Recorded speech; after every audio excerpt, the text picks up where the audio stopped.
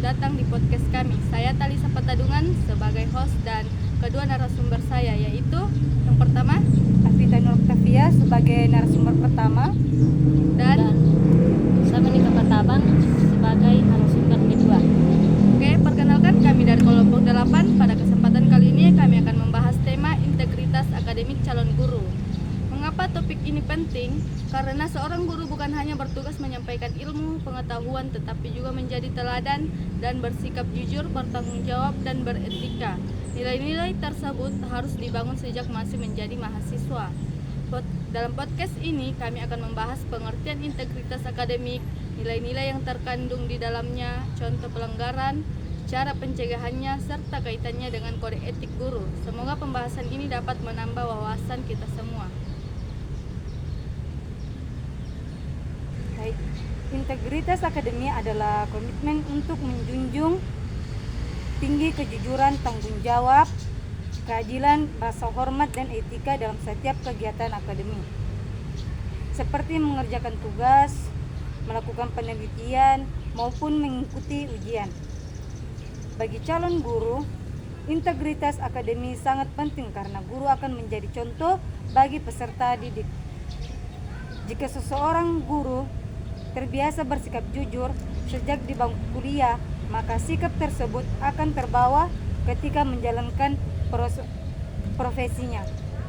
Selain itu, terdapat 5 nilai utama integritas akademik, yaitu 1. Kejujuran, yaitu tidak melakukan kecurangan. Yang kedua, kepercayaan, yaitu membangun hubungan yang saling percaya. 3. Keadilan, yaitu bertindak secara adil. 4. Rasa hormat, yaitu menghargai karya dan pendapat orang lain. Yang kelima, tanggung jawab, yaitu bertanggung jawab atas setiap tindakan yang dilakukan.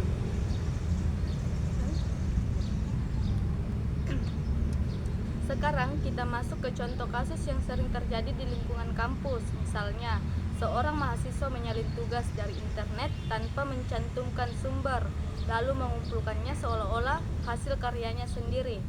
Menurut kalian, apakah tindakan tersebut termasuk pelanggaran integritas akademik? Ya, tindakan tersebut termasuk plagiarisme. Plagiarisme adalah menggunakan ide, tulisan, atau karya orang lain tanpa memberikan pengakuan yang semestinya. Plagiarisme tidak hanya merugikan penulis asli, tetapi juga menunjukkan bahwa mahasiswa tidak memiliki sikap jujur dalam proses belajar. Selain plagiarisme, ada juga fabrikasi data, yaitu membuat data penelitian yang sebenarnya tidak pernah diperoleh. Misalnya, mahasiswa mengisi sendiri hasil angket tanpa melakukan penelitian di lapangan. Akibatnya, hasil penelitian menjadi tidak valid dan dapat menyesatkan pembaca.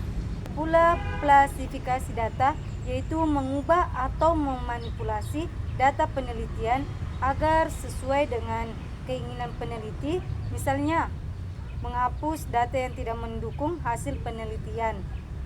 Tindakan ini juga merupakan pelanggaran serius dalam dunia akademik.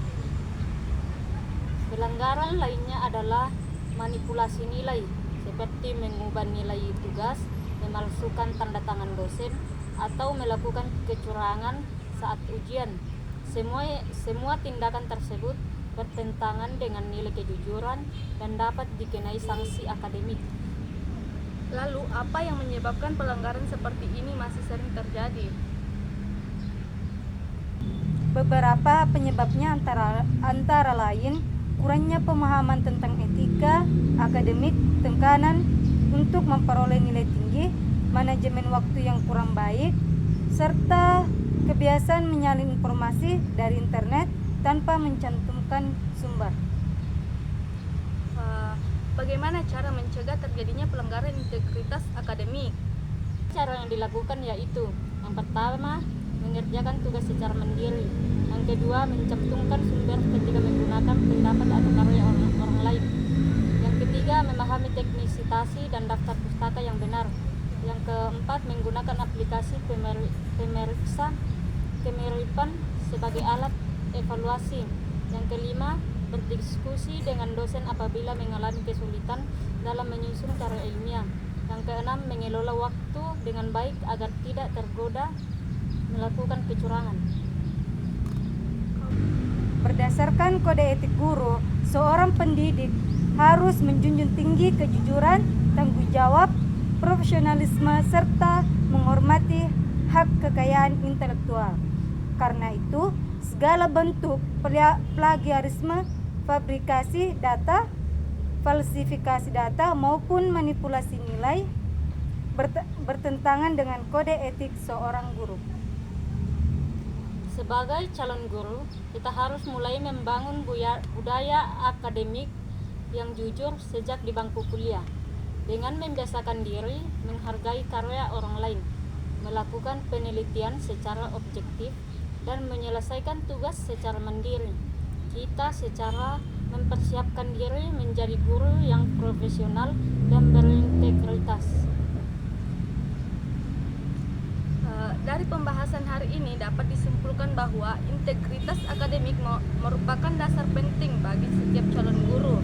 Nilai kejujuran, tanggung jawab, rasa hormat, keadilan, dan profesionalisme harus diterapkan sejak masih menjadi mahasiswa.